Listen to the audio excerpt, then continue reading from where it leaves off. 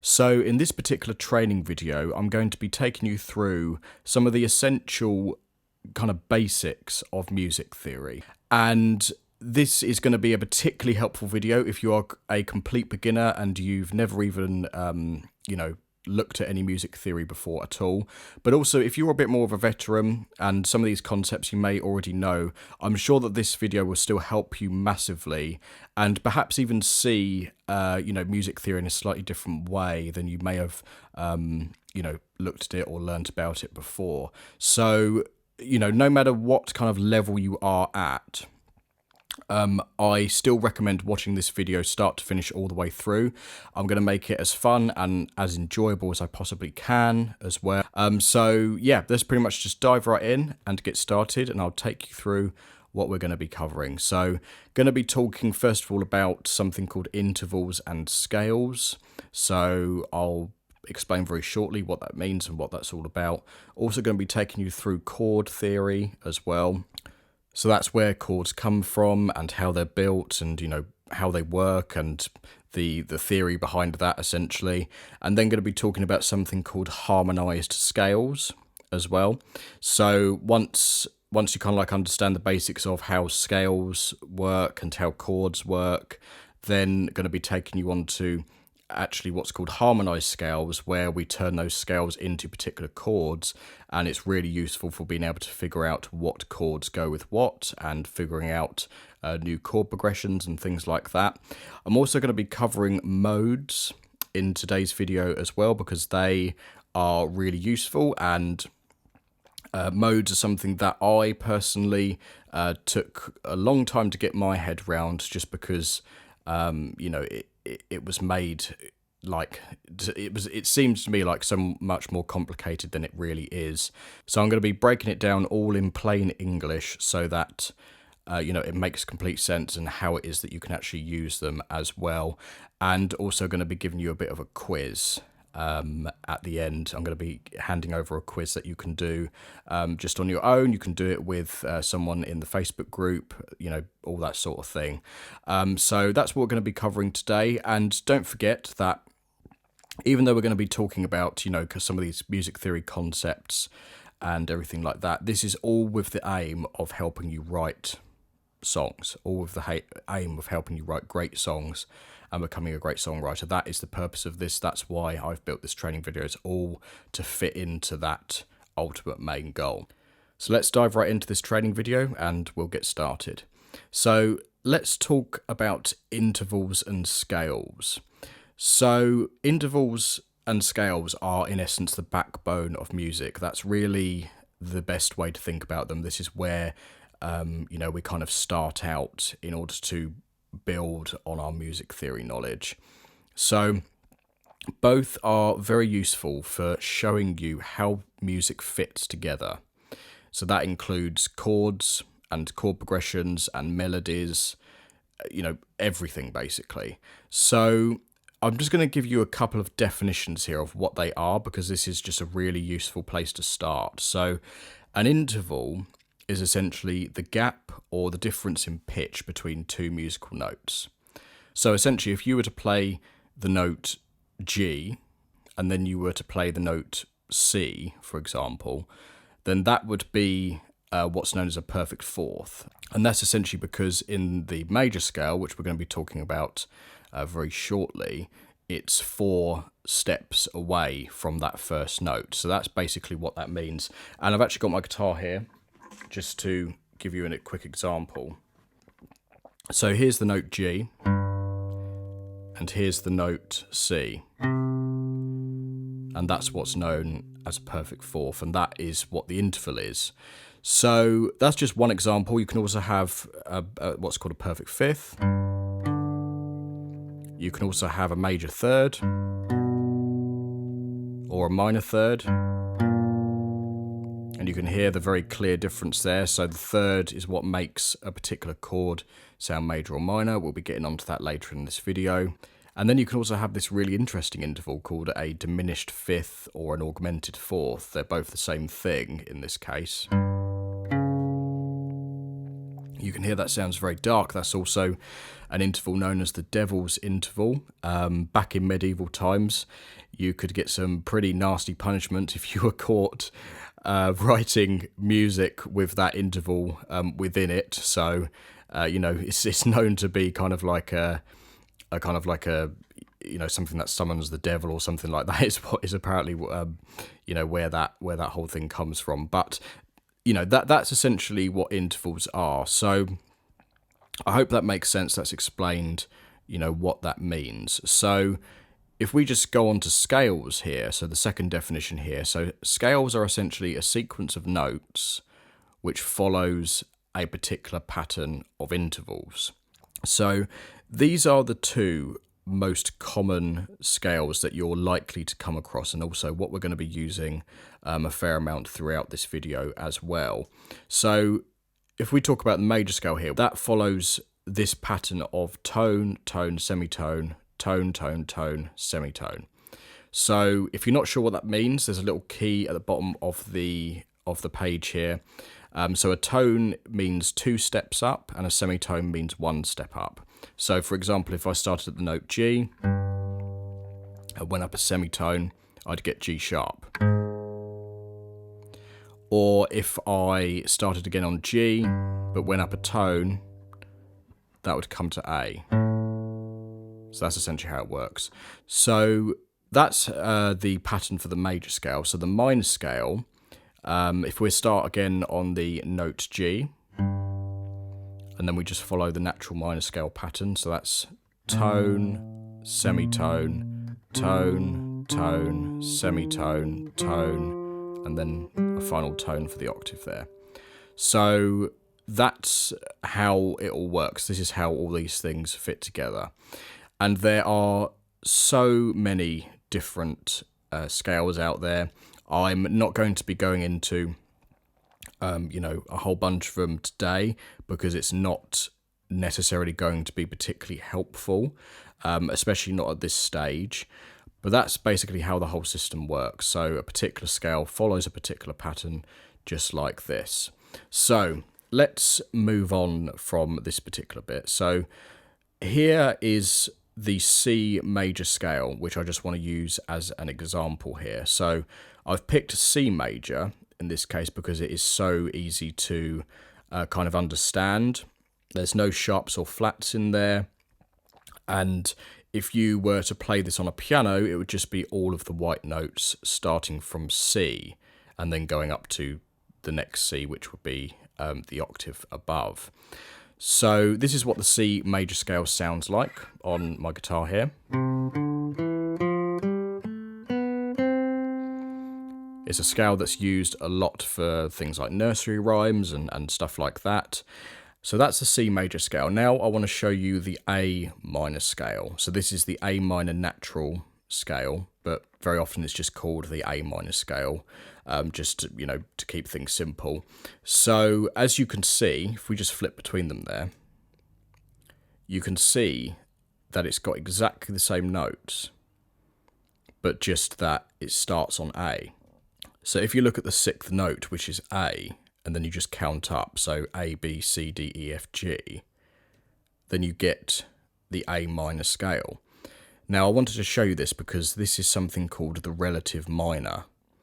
So what that means is that it's a scale that contains exactly the same notes as its major scale, as its relative major scale, but it's just starting from a different place. So it doesn't matter what key you're in, the relative minor scale of a major scale is always going to start on the 6th note of that major scale. So, of course, in this case, the 6th note is A, as you can see on the screen, and then you just count up from there, and then you get its relative minor scale. But this could literally be in any key, so it could be, the D major scale, for example, and then you just do exactly the same thing. You just count from the 6th note, and then you get its relative minor, which would then be B minor in this case. So that's how it works. So I hope that has kind of like explained that clearly, but as we go through the video, this is all going to start piecing together. So don't worry if you're a little bit unsure, a little bit confused at the moment, because, you know, it's just something that will kind of click suddenly as we progress and build on all of this. So for now, let's move on to harmonized scales. So this is basically where we take the knowledge we've just learned about what scales are and how they work and how they're pieced together. And now we're going to turn those scales into chords. So that's known as harmonizing them. And this is a very helpful technique to learn when you are putting together chord progressions and things like that. So harmonized scales are essentially where we take a scale and we harmonize it. So this means we turn each note of a scale into its subsequent chord. So this is extremely useful for figuring out what chords go with what in any given key, and will be a technique that we'll be using later in the course to put together chord progressions. So this is just one method that we can use in order to come up with chord progressions and come up with new ways of, you know, putting harmony together for our songs, essentially, which is, you know, one of the things we're going to be talking about a lot later on in the course. So here's how it works. So let's say we're in the key of C major. So let's once again write out the C major scale here. So these are the 7 notes of the C major scale once again: C, D, E, F, G, A, B. So what we're going to be doing here is taking the notes of this scale and using those notes to turn them into chords. And there is a particular pattern, once again, that this follows depending on whether you're in a major key or a minor key. So in this case, in C major, this is what the C major harmonized scale looks like. So these are the chords that you get. So first chord is C major, and then D minor, and then E minor, then F major, then G major, then A minor, then B diminished. So I'll explain where these chords actually come from very shortly, but this is what that sounds like, you know, in practice. So you've got C major, D minor, E minor, F major, G, A minor, B diminished, and then finally you can land on C. So that's what it sounds like, and all of these chords are going to work together in a chord progression. So, you know, for example, what's an example of this? So if you were to start on a C major chord, then you might go down to A minor, and then might go to the 3rd chord, E minor,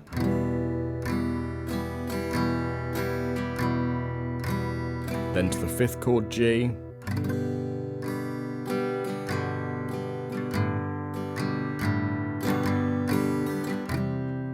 and then back to C again. So just picking out like a handful of chords in there, that's become, you know, a chord progression that you could use in a song. So that's kind of like how this works, and this is one way that, you know, you can come up with ideas like that. So just to very quickly explain them where those chords actually came from. So what I've done here on this table is added another column, and you can see on the bottom column I've written out the chord notes. So these are the notes that are contained within each chord. So, for example, a C major chord contains the notes C, E, G. A D minor chord contains the notes D, F, A, and so on. So as you can see with the C major chord, it's come from the scale. So the C major chord is the 1st, 3rd, and 5th of this scale. The D minor is the 2nd, 4th, and 6th. And the E minor chord is the 3rd, 5th, and 7th. And that's how the pattern continues, just like that, until you reach the B diminished chord, which is the final chord there.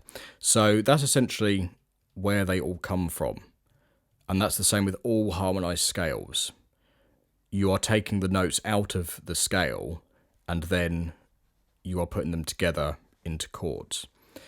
And it doesn't matter which major key you pick. So, for example, if we were talking about G major here, all you would need to do is write out the G major scale, so using the same interval pattern that we spoke about earlier in the video, and then you would essentially write out the subsequent chords, and it would always follow that same pattern that you can see on the screen there in the chords column, where it starts with a major chord, so the C becomes a C major, the D becomes a D minor. So it's always that pattern of major, minor, minor, major, major, minor, diminished when you're in a major key. And that is always the same no matter what key that you're starting in. But now let's talk about a minor key. So I'm going to be using A minor as the example here again. So this is the A minor harmonized scale. So each note of the scale once again becomes a chord. So A becomes A minor, B becomes B diminished, C becomes C major, and so on. And here are the notes of each of those chords once again. And as you can see, once again, each chord is built from these notes of the A minor scale. So it's following essentially exactly the same rule as the major harmonized scale as well. And because A minor is the relative minor of C major, as you may have noticed, it's got exactly the same chords as the C major harmonized scale, but it's just starting from a different place. So once again, if we just go back to the C major one, so all you would need to do is start from that sixth chord, so A minor, and then just count up from there, and then you've got the A minor harmonized scale. So it's all exactly the same rules. So that link there is exactly the same whether you're talking about, just the scale, or whether you're talking about the harmonized scale and its chords as well. So moving on from that, here are some of the most common chord intervals. So this is a very helpful thing to know because this is how chords are built. And as you can see in brackets just at the top there, it says derived from the major scale. So that means that if you were to write out a major scale, so let's just say C major, and then you wanted to figure out how to essentially play these different types of chords, then all you need to do is follow each interval pattern, and then you've got the chord. So I'm going to take you through each one here just very quickly, and also play what they sound like as well. And then you can actually see how these different chords have been built from a major scale. So once again, let's just stick with C major for now because it's the easiest one to kind of like get your head round at first.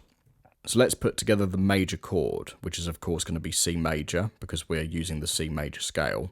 So we need 1, 3, and 5 out of that scale. So that's going to be these notes, C, E, and G, which is 1, 3, and 5. Then you've got the C major chord there. So then let's move on to minor. So we're going to be putting together the C minor chord. So that's going to be the 1, the flat 3, and 5. And here's C minor. So you can see that it sounds, darker and sadder, which is, what's completely normal for a minor chord. And then let's move on to a 7 chord, which, these are really interesting chords because what's going on here is it's essentially a major chord, but it's got that flat 7 at the end. And that flat 7 actually comes from a minor scale. So that's why 7 chords tend to sound kind of halfway between major and minor because it's a major chord, but it's got that flat 7 in there, which doesn't belong in a major scale. So this is how that chord is built. So 1, 3, 5, and then flat 7. So that 7 at the end becomes a B flat, and this is what it sounds like. Very bluesy sounding chords. And then we've got the major 7 chord here. So this is once again basically a major chord, 1, 3, 5, but it's got that natural 7 on at the end. So this is what it looks like. So C, E, G and B, and this is what it sounds like. Very kind of pretty, flowery sounding chords, which I personally really like. And then you've got minor 7, which is using the notes 1, flat 3, 5, flat 7, which are also notes that, you know, end up coming from the natural minor scale. So that's what it looks like: C, E flat, G, B flat for C minor 7, and this is what it sounds like, which are also really lovely sounding chords as well. And then you've got sus2 chords. So the sus means suspended, and the 2 is referring to the fact that it's using the second note of the scale in replacement of the third note. So as you can see, with all of the other chords above, we've used a third note of some kind, whether it's been a natural third or a flat third. But in this case, with the sus2, we've actually got rid of that third note, and we've just replaced it with a second. So that means we've actually taken away the note that tells you whether the chord is major or minor, and that gives it, you know, that suspended feeling, like it doesn't really belong in either a major or a minor key. So that's where that name comes from, and these are also really lovely sounding chords as well. And this is how the C sus2 chord is built. So it's, you know, the first, second and fifth. So C, D and G. And this is what it sounds like. Or alternatively, both the same thing. So that's how that chord is built and how it works. So we've also got C sus4. So same principle as before, but instead of using the second note of the scale, we're going to be using the fourth note, and we're once again getting rid of the third note as well. So this is what that looks like. We're going to be using the notes C, F and G, because that's the notes 1, 4 and 5. And this is what it sounds like. Or alternatively, both the same thing, just played in a slightly different way on my guitar there. But that's what those sorts of chords sound like. They're really lovely sounding chords. So suspended chords are really awesome chords as well, because they are a way to kind of, you know, spice up your chord progressions, essentially. Very common in singer-songwriter music, very common in rock music, you know, or really all types of genres, you know, that you're going to come across, you know, this type of chord a lot. And for example, if I were to just, you know, be strumming like a C chord here, I might add in the sus4 chord.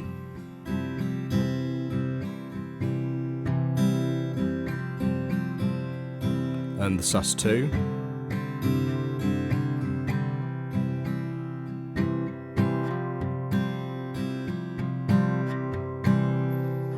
And you can see it's kind of like adding, you know, some interest in there. It's adding almost like a melody into your chords and things like that. So, you know, there's so many different uses for chords like this. And, you know, I'm sure you're going to be wanting to use these sorts of chords as you know, start putting together your own songs throughout this program as well. So let's just finally talk about another chord here. So this is called an add 9 chord. So an add 9 chord is directly related to a sus2 chord because, you know, you've got the 1, 2 and the 5 in there. But instead, we're also keeping the third note in there as well. So that's the note that makes the chord sound major. And that gives a completely different sound to, you know, simply not using that note at all. So this is what that chord looks like. You know, this is the notes that it uses, so C, D, E and G. And this is what it sounds like. So once again, very flowery and beautiful sounding chords. And once again, going to be extremely useful for spicing up your chord progressions as well and giving it that kind of suspended, kind of dreamy kind of feel.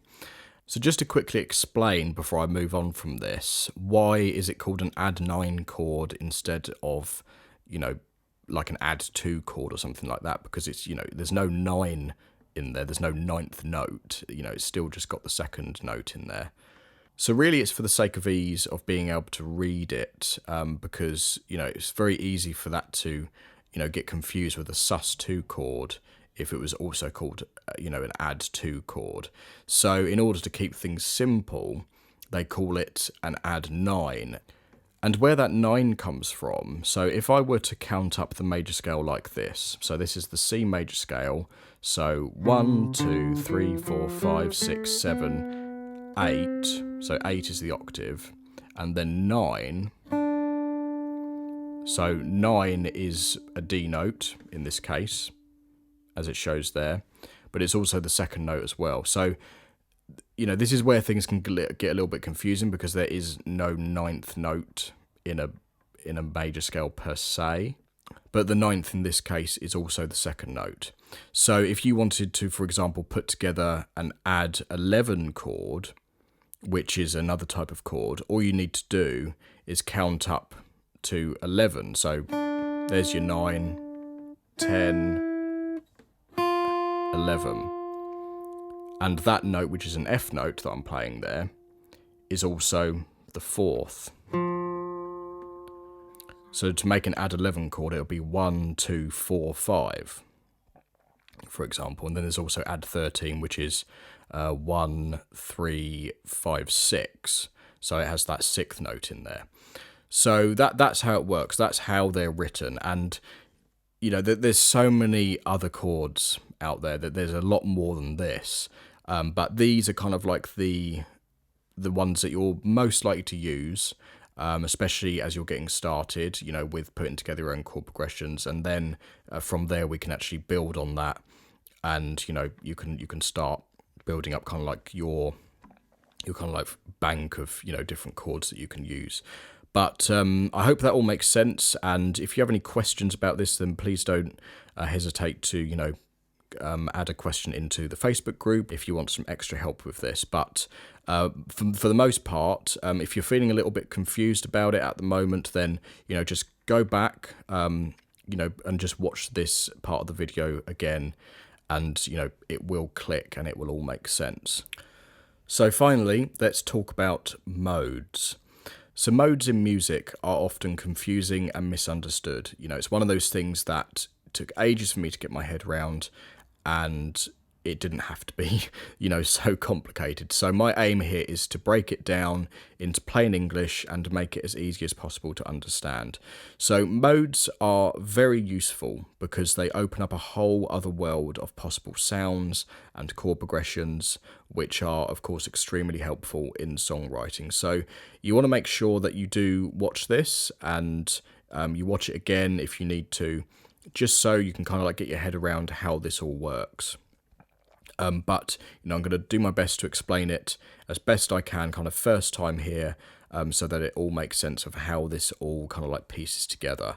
So the easiest thing to do is to think of modes as scales. They are just another type of scale, essentially, and they're simply, once again, a sequence of notes which follow a predetermined pattern.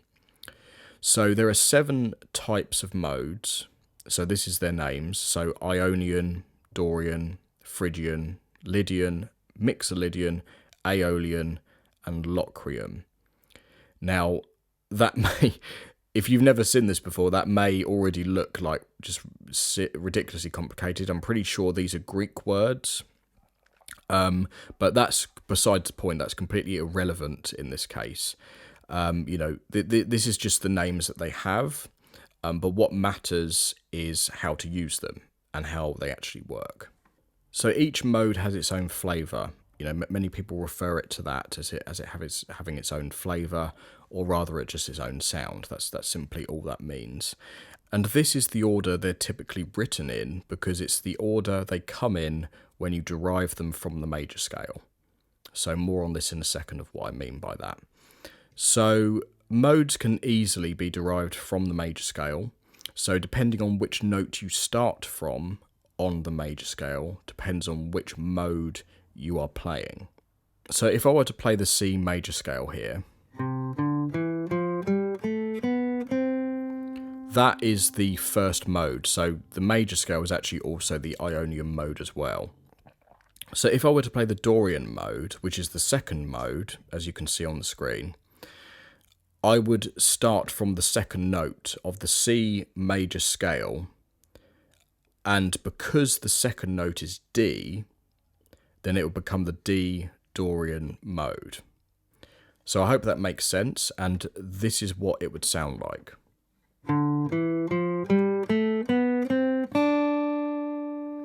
So that is the D Dorian mode played as a scale. So whenever you play a particular modal scale, you will always be playing the exact same notes as a major scale.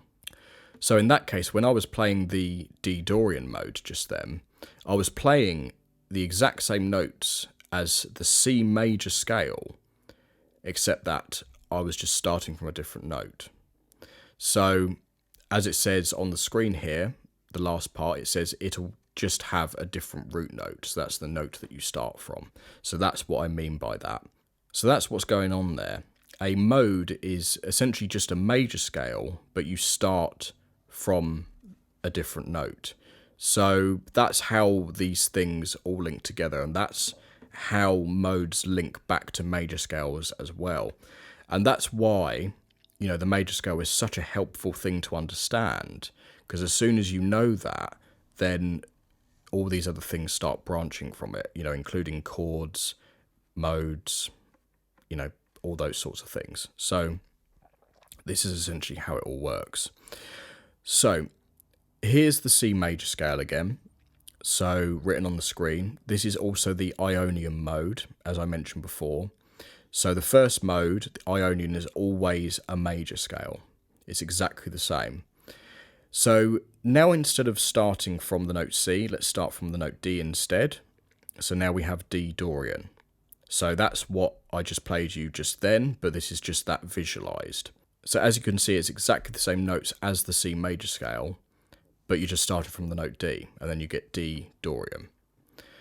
And now let's start from the note E. So the C major scale once again, but starting from E, so E, F, G, A, B, C, D, and then E the octave, now you have E Phrygian.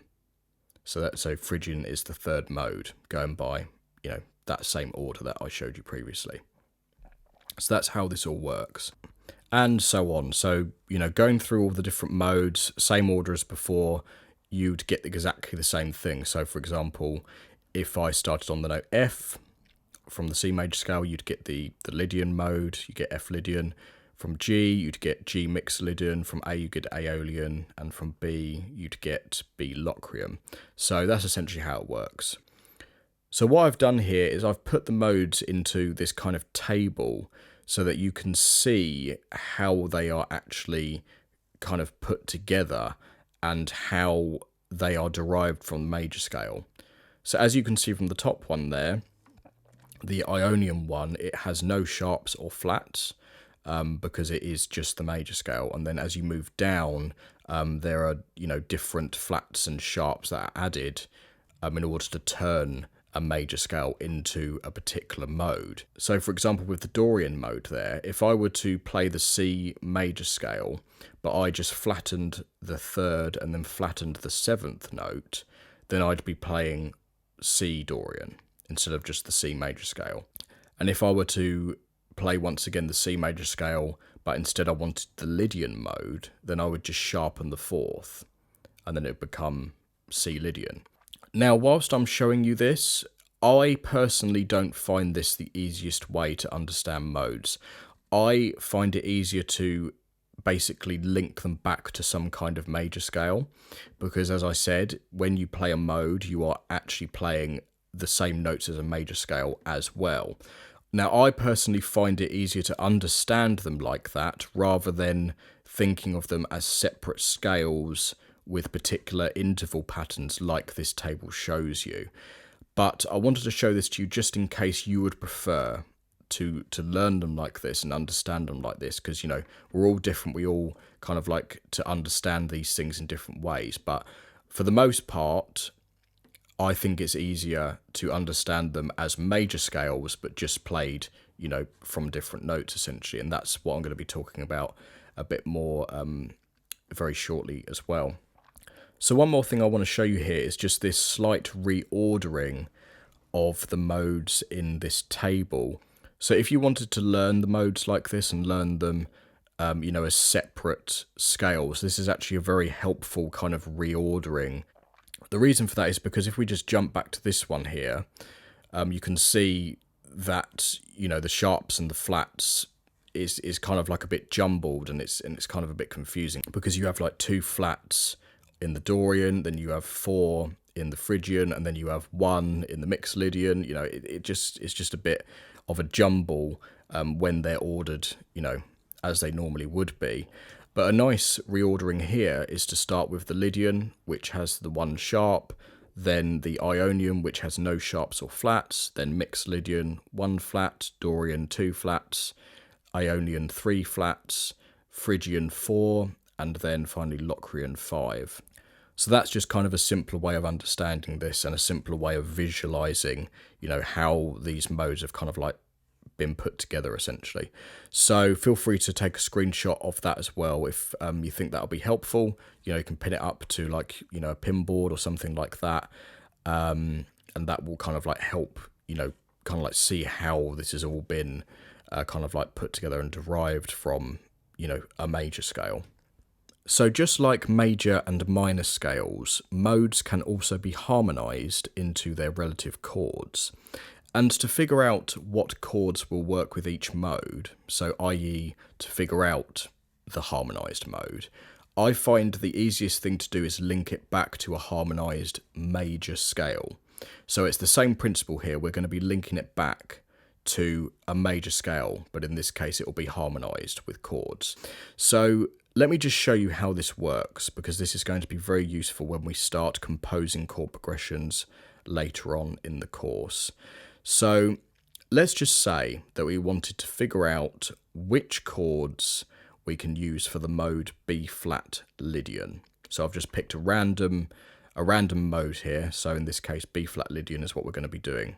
So according to how the modes are ordered, so the original ordering of, you know, Ionian, Dorian, Phrygian, Lydian, mixed Lydian, Aeolian, Locrian. So that's the original one that I showed you at the start. Lydian is the 4th mode in this case, as you can see. So you count along, you reach Lydian, that's the 4th mode. So what we want to do is figure out B flat Lydian. So we're going to be figuring out what is the B flat Lydian mode and what is its subsequent, you know, chords. What is the harmonized B flat Lydian mode? So all we need to ask ourselves in this case is which major scale contains the note B flat as its 4th note. That's what we need to ask ourselves. So this is how we link it back to a major scale. So we ask ourselves in this case, which major scale has B flat as its 4th note? And the reason we want the 4th note is because Lydian is the 4th mode. So that's how, you know, this all is linked together. So do you know what it is? Do you know which scale has B flat as the 4th note? So here's the answer. The answer is F major. So in this case, the F major scale has B flat as the 4th note. Here's the F major scale. 1, 2, 3, 4. There's B flat. So here's the F major scale written out. So F, G, A, B flat, C, D, E. And as you can see, there's that B flat, the 4th note of this major scale. So before we move on to turning this scale into its chords, remember we were looking for the B flat Lydian mode. So in order to get the actual Lydian modal scale, in this case, all you need to do is play the F major scale, but starting from B flat. That's simply all you would need to do. So then it would be B flat, C, D, E, F, G, A. And then you'd have that mode. So that's how that works. But now what we want to do is harmonize this scale and turn it into chords. So here's the F major harmonized scale. So following exactly the same patterns that I spoke about previously in the video, where it goes major, minor, minor, major, major, minor, diminished. So you've got F major, G minor, A minor, B flat major, C major, D minor, and E diminished. So that's what we start with. We start with the F major harmonized scale. And then, finally, let's reorder these chords so they start on B flat major instead of F major. So we start on B flat major because we're looking for B flat Lydian. So we're starting from that fourth chord. So there's once again the F major harmonized scale. There's the B flat major. And there it is reordered. So now we have B flat Lydian harmonized. So as you can see, it's exactly the same chords as the F major harmonized scale, but we've just reordered it so that it starts from B flat major. And there you go. If you were to put together, for example, a chord progression using these chords, you would be playing in B flat Lydian, and you get a completely different sound to if you were just, playing B flat major, for example. So you can use this exact same process no matter what key and what mode you were trying to figure out. You just need to go back and use that exact same process of figuring out, what mode you're using, figure out what note you need to start from in a particular major scale, and then from there you can figure out what that modal scale is, and also you can harmonize it as well by just simply using a major harmonized scale first and then just reordering it. That process will work no matter what key and what mode you are trying to figure out. So we've covered a lot of ground in this video. Some of it may be a little bit confusing at first. That's absolutely fine. Just make sure to go back and watch any of the video that you weren't too sure about, and to also jump in to the Facebook group and to also ask for support when you need it. So to round things off, I have put together a fun quiz for you to do, which you can grab in the download section. And there's also a separate answer sheet as well. So you can fill out the quiz on your own and you can check your answers, or you can team up with someone and do it with them. So I'm just going to show you what that looks like very quickly. So this is what you're going to get when you download the PDF file. So essentially, you've got all the questions written out here. There's 23 of them that is going to test your knowledge that you've learned throughout this video. And if you want to print it out and fill it out like that, then that's absolutely fine. You can do that. Or alternatively, if you prefer to do it digitally, then I've given you a Google Docs link here. So all you need to do is click that link and it will take you to a Google Docs version of this PDF. Just wait for it to load. And then what you need to do is sign into your account if you have one. If you don't, then just follow the instructions to make your own Google account. And then you come back to this by clicking on that link, and then you just need to go File and then make a copy. Now that's I can't click on it because I'm not signed into my Google account at the moment, but that will be highlighted and you can click on that once you're signed in, and then that will give you a copy of this that you can then edit and type on yourself and everything like that. So that's essentially how you do it.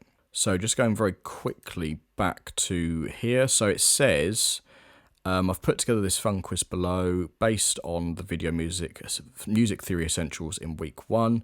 So make sure you watch that video first before taking this quiz so that you can test your knowledge, and feel free to partner up with someone in the Facebook group that you want if you want to test each other. So I really do encourage you to do that if you want to, kind of like test your knowledge really well, like partner up with someone. It doesn't have to be in the Facebook group. You can do it with like a family member or something like that. But it's always helpful to partner up with someone who is going to essentially be doing exactly the same thing as you.